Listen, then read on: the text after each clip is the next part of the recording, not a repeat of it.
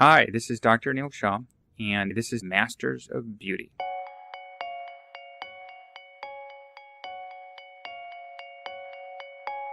Today talking with renowned stylist and owner of Lock and Loaded, Jose Schnekenburger. Before we get to the podcast, I'm going to cover some of the concepts we cover.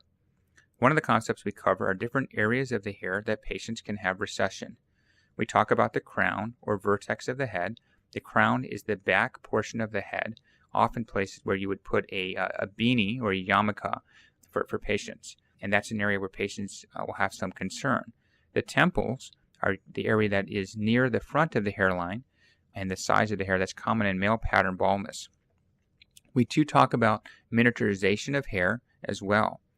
And miniaturization of a hair is a phenomenon that happens most often in male pattern baldness. So for men with thinning hair, you can actually see the hairs with the use of something called a trichoscope. Trichoscope is a special instrument used to analyze hair. With these miniaturized hairs, we'll notice that these are the effect of the hairs being subverted to stress, as well as DHT, which is a downstream version of testosterone. Another thing we talk about is the difference between strip procedures and FUE procedures. So for hair transplant patients of the past, they talked about having a strip, which is a scar in the back of the head where they remove hair. The problem with this technique is that there is a scar. And anytime we're talking about hair procedures, anything that limits the hairstyles rather than adds more depth to the amount of hairstyles you can have is less than an ideal procedure. FUE procedures, also called follicular unit extraction, is a type of procedure where each individual hair is removed. I myself prefer the artist version of this, and the artist is a robot which actually individually takes out each hair but has a lower transection rate. That means that each hair that is coming out in a whole unit and is a viable hair. The product that we're talking about today is going to be Artis. And Artis is, in my opinion, the best way of transplanting hair. I don't like the term transplanting, by the way. I like the term hair redesign because we're taking out selective hairs from the back of the head and repositioning them in the front of the hair. The reason I'm a big fan of Artis and a huge fan is because you're taking out hairs in a challenging way, which is individually taking each hair out and getting a nice, healthy, viable hair. And you're allowing patients to return to work sooner than ever before. In my opinion, I've done hair different ways, including some strip in the past, some FUE. My results, I think, were mixed with that. And my results are so much better using the Artis robot.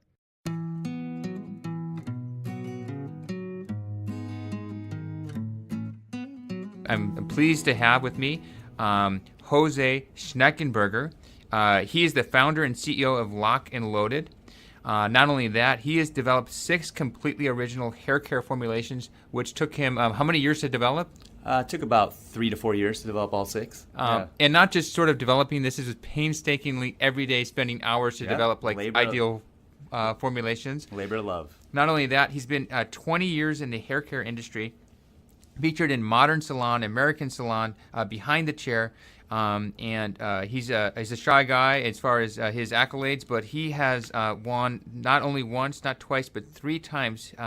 He's been North American Hairdresser of the Year Award, the NAHA Award, which is one of the most established and prestigious awards in all of America.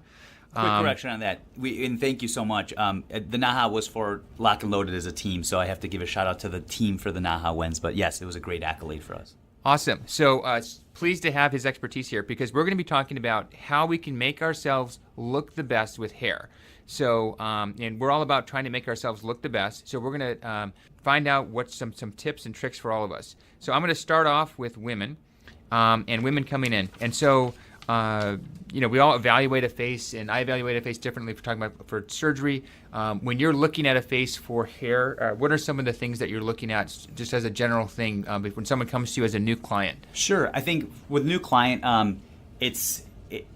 the world's your oyster, so you have to kind of look at a few things. First thing is we assess kind of the way they carry themselves, what they're wearing, before we even really look at face shapes or anything like that. So before they sit in the chair, we have a moment to really gauge as to what type of person is this. Is this a funkier person? Is this a a more conservative 9 to 5 person, that's the one thing that we gauge right away because we kind of can get an idea of where we're going to go with their hairstyle or haircut.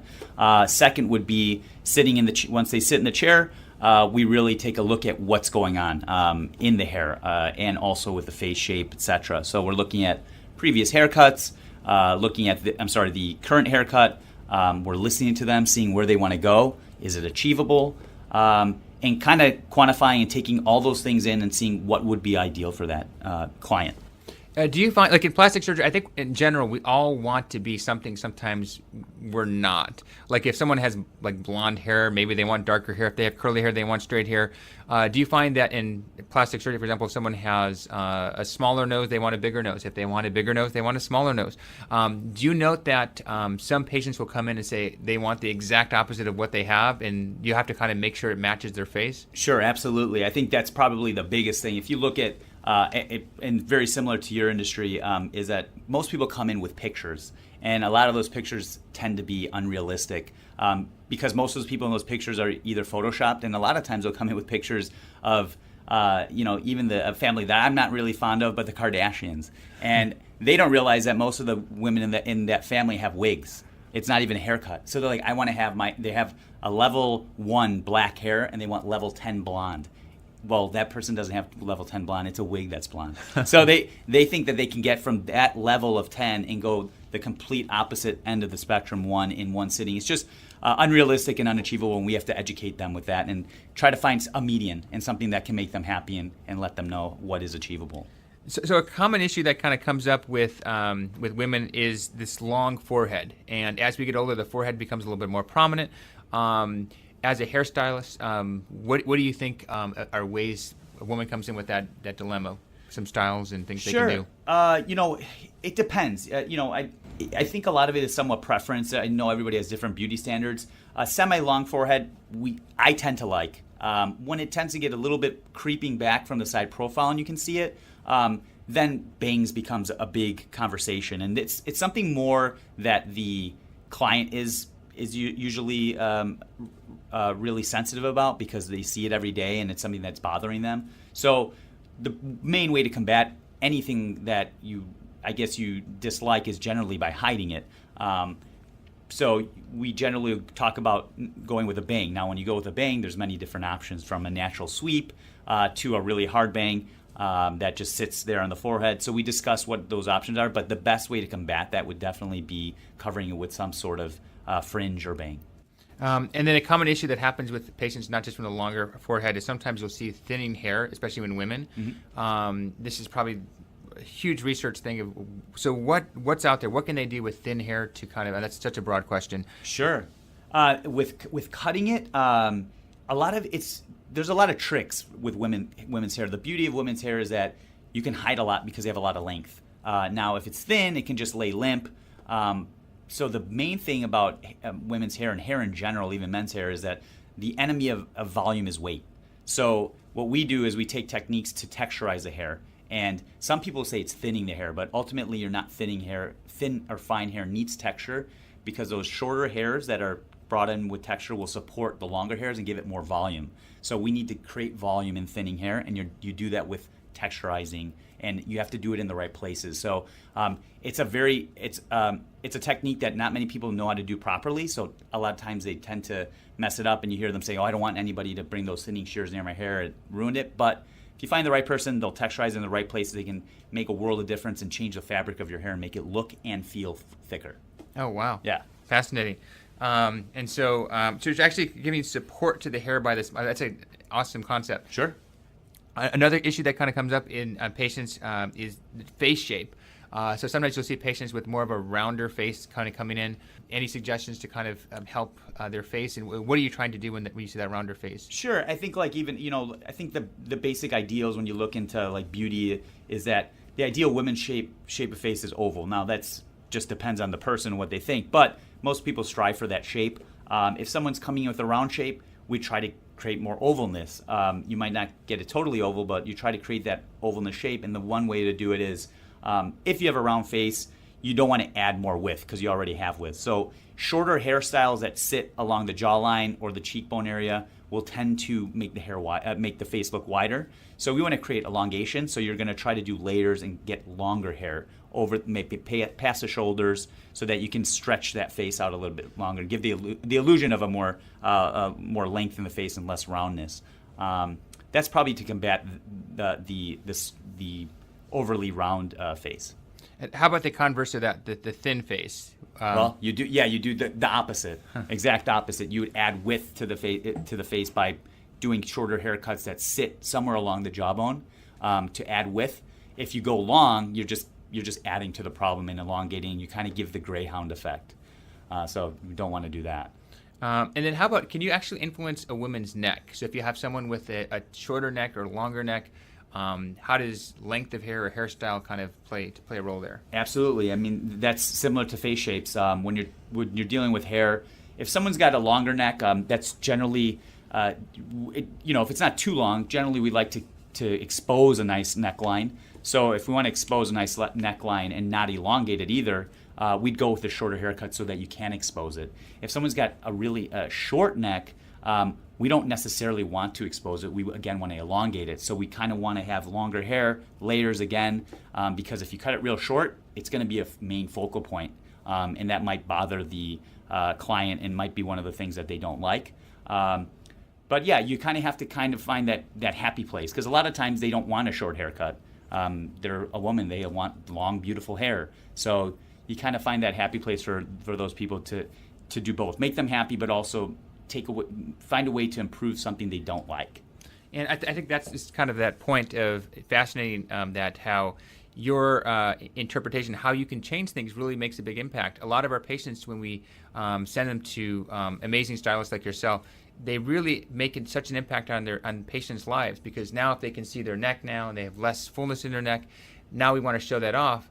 The hairstyle actually has to change as the face changes. Sure. Otherwise, sometimes they might not see the rewards of what they've done. No, absolutely. I think it's, a lot of people don't give hairstylists a lot of, the dues that they deserve. A lot of people think they just cut hair, and it's something that doesn't take a lot of thought or practice. To find a real great hairdresser can change somebody's life and the way they feel and look. It have such an impact in a matter of hours.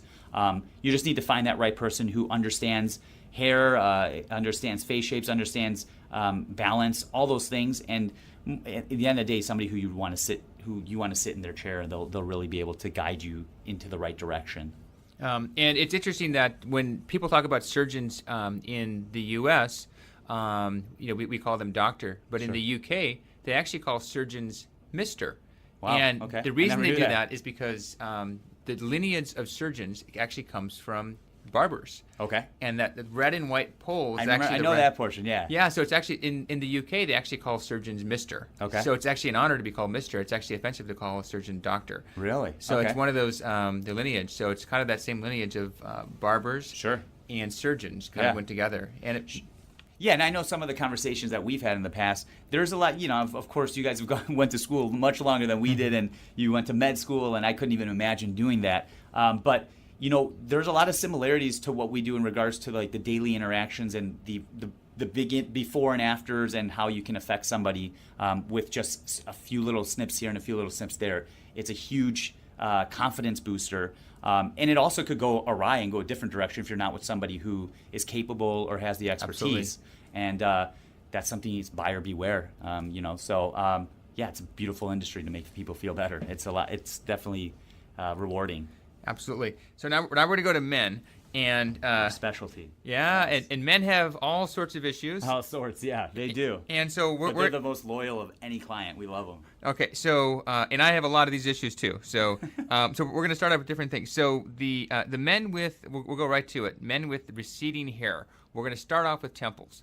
So a guy comes in. I've done this myself. I've come in and said, I want an undercut. You have no temples. Sure. It's all gone. So what do you do with the receding temple first? We'll talk about that. So patients' temples are going back. Sure. That's a big thing. We just came out with a new product recently. We were testing it, and one of our team was talking about recession areas, and he was saying that not only one, but there was several that said about more than 50% of their male clientele has some sort of recession issues. Not necessarily that they're totally bald, but they're receding. They're getting older. It's not getting better by any means. So that was one of the main things that we needed to combat. And there's a few things you can do with a haircut. First and foremost, growing it long generally exaggerates the problem and makes it look worse, because the fine hairs kind of sit over it and starts to look like a comb over. One of the best ways is there's several shapes to haircuts, but the two main shapes are a square haircut and a round haircut in your layering. If you do a round shape, the round shape will layer and fill in those sparse areas in the corners or in the recession area. If you do a square shape, which is a longer shape, it'll fall over it, flop over it real heavy, and become very obvious. So generally, when somebody has a recession area, we try to tactfully let them know that they have that area, and we try to improve it. And when you bring value and you do improve it, they love it, because they're like, oh man, it feels so much more confident, it feels fuller, it feels thicker. And we generally say, let's take it shorter. It doesn't have to be, we don't want to buzz it, but we want to take it shorter in different areas. And like I said before about women's hair, texturizing is crucial with thin hair. And a lot of people think, don't thin my hair, it's already thin. We're not thinning it. We're going in and texturizing. We're debulking the area so that your thin hair has volume and can have support. So that's a huge thing with thinner hair. Texture is really important. And so, aside from the thinning temple, sometimes you'll see men with the bald spot in the back of the head. Sure. Again, what's the best way to cover that? Are you going long hair? Are you going short hair? What's the hairstyle you're going to recommend for that? So, yeah, you know this, and I guess people who listen just think about it. It's all when it starts getting to that type of issue where you're dealing with hair that's thinner in the crown.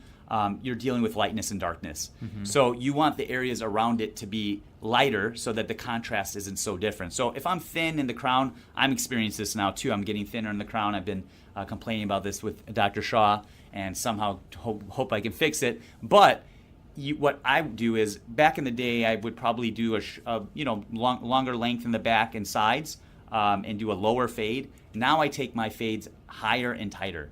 If I take the length shorter and higher, it looks like a smoother transition into the thinning areas versus keeping it dark around the crown. So you want to take those dark areas around the crown and take them shorter and texturize them and lighten them, because now you're just playing with lightness and darkness. We don't want to make it bald, but we want to get it a lot more lighter so that the contrast isn't too much different. That's the main thing from cutting. Outside of that, you have to look at different options. If it's not surgical, we suggest them using some sort of topical powder or something like that to fill in those areas to help them. And sometimes they'll use it on a daily basis or maybe just for a special occasion. How about hair care styles and hair care products? So as far as hair care products for thin hair, any of your products, you say, if someone comes in and say, here's what you should do with your hair. Let's kind of make some volume. Yeah, so two things. With any hair care line, not necessarily specifically ours. I do have my favorites, and I'll let you know what those are. But with any hair care, especially if somebody's got a little bit more length, if your hair is fine, you need volume. So guys are learning about this more. You need a prep product. So something like a gel or a mousse, blow dried into the hair, is going to automatically make your hair look fuller. It's just, that's what it does. That's what the purpose of a preparation product is. So doing that will make it feel fuller, give it a little bit of a foundation, and then throwing a secondary product on there that would be the quote-unquote styling product. When you're going to get into a styling product, or if you just want to use a styling product, you don't want to whip out the blow dryer, you don't have length for the blow dryer, the saying is, if the hair is fine, stay away from shine. Shine products will make your hair look thinner. It separates hair too much. With finer hair, a lot of times the shine products break down throughout the day and just fall apart and make your hair look kind of like that wet, like some sort of wet rodent look. It doesn't look great.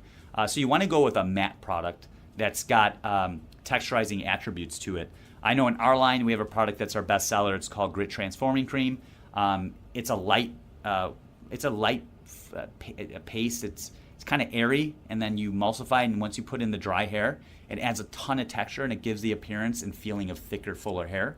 But you can go overboard, so you have to just be careful. But it creates that nice matte finish with all-day hold, And it really, from somebody, even for me, that experiences some thinning, I feel more confident with a product like that because it feels fuller, it feels thicker, and I still am able to style it. And guys still want to be able to style their hair if they have some left. So, and that's an amazing product. I've been lucky enough to use that product. When my hair's looking good, I'm using the product. When I'm not, I've run out. And I owe you some. I got to get you some more. It's an amazing product because there's no other product that has that same texture to it, which is, it's kind of, most of the products you feel in the market either feel like it's, very, either too dry or too liquidy. And that has like that perfect texture where it's just kind of, it's fluffy enough, but still firm enough.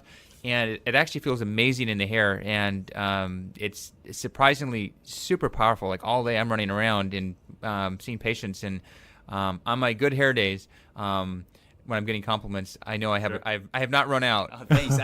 Yeah, it's a unique product. It took us 3 years to make that one, and it was really unique. And I'm excited to say that we're coming out with a Grit Light, which is a version that will be specifically for fine and thinning hair gentlemen, because it is such a, like I said, a majority. All our testers say at least 50% of their male clientele have some sort of thinning hair issue. The other thing a lot of men want is kind of more of that sometimes angular face, that stronger face. If someone comes in with a round face, is that possible to achieve that in a haircut, or do you have to kind of guide them into a different direction? There's only so much you can change, but ultimately we can assist. Especially, I think the biggest problem that guys tend to do is that, they don't know hair shapes, and a lot of them shouldn't. They need to seek a professional, and that professional should be able to have the answers for them. The ideal hair shape for any guy is generally square, because the square shape's the leanest shape. So if somebody's got a round face, like the women too, we don't want this to grow out the sides too much. We want to really bring them in really high and tight and lean that out so that it doesn't add too much roundness or width to the face. So, and then also elongate it. Keeping some length on top will automatically elongate it, make it feel a little bit longer and leaner. And that's what we ideally, I try to do with almost all my male clients is do that. Sometimes men will have, and women as well, but men especially with prominent ears, and they're kind of coming in talking about potentially. Do you ever broach that with clients, and then how do you hide that? Again, there's only one way to hide that, and that's to cover it, growing your hair out longer, and it's not necessarily long. What we might do is, instead of doing a clipper cut, we would do a scissor over comb cut, where we'd leave some texture and pieciness around the ear. But still keep it nice and clean and short, and maybe even do a gentleman's cut where we take it short, but it would be long enough to comb around the ear, that would be feathered and just distract a little bit from the ears. Because if you take it down to a skin fade, your ears will become very evident immediately, whether small or big, and if they're big, they will be clearly a focal point. Cool. Do many of your men come to you for facial hairstyling as well, and to kind of integrate that with the hair? And is there a way, if beards have become popular and stubbles become popular, is the sideburn supposed to be different than the beard, or is it supposed to go together? And what's your and then what should men have sideburns now, or what's the take on that? Yeah, there's so many different ways of doing it, but if you have a beard, there should be a transition, and that sideburn is the transition zone. So basically, a transition zone is going to basically start from right at the hub of the ear where the ear connects to the head and works down into right below the cheekbone. So you really need to find someone who can do a nice transition from short going into the longer beard. And you have to do it right, because if you go too low, then your beard starts too low and looks silly, and if you go too high, it doesn't look like it's transitioned. It just looks like a beard's growing out of your hair. So beards have become really popular. I myself am not a huge fan of the crazy longer beard. I think only rock stars should rock that look. And but it's prevalent. I thought it was going to go away. It's not. It's kind of coming back. It's like a seasonal thing. We're stuck with it for a while. And it helps a lot. For me, I think there's two different guys. Like me, myself, I feel like I have a more structured, skinnier face. Me, a beard looks horrible. But some guys I know that don't have necessarily any type of shadowing in the face or cheekbones or a stronger jawbone, the beards give them the illusion of that, because the darkness kind of gives the appearance of some sort of transition from the cheekbone down to the lip. And it looks great on them. And then when they shave, I can see why they don't want to shave it, because sometimes it looks better with a beard. And also in the goatee area, if you're doing a goatee, That's great to do for somebody who might have a weaker recession area in the chin. If you add a little bit of length to it, it's just going to add length to your chin too from the profile, and it could look really sharp. And that guys spend tons of time on their facial hair, almost more than their hair. We'll have people come in every 3 days to do some sort of shape up or clean up on their beard, and then they'll come every 2 weeks for the haircut. So. And so we mentioned Grit, which is one of my favorite hair care products. Where would our viewers and listeners find this product? You can find it in a few places. You can the easiest way would to go online and go to our website, which is www.lnlhair.com, and it's L as in Larry, N as in Nancy, L as in Larry, HAIR.com. We have all our products up there with descriptions, and then we also have distributors throughout Illinois, Wisconsin, Minnesota, Denver, Arizona, and St. Louis, and they are. Our products are available at professional salons there, so you can just find us. Even if you go to our website, we have a salon locator that will help you if we're not in your backyard. And if we don't have anybody there, we can ship to you as well.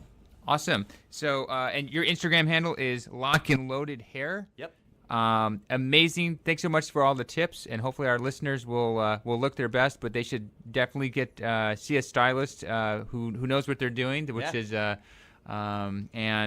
really makes a big difference. And awesome. Yeah, thanks so much for having me. I really appreciate your time, and always love talking to you about these things. So awesome. Thanks, Dr. Shah.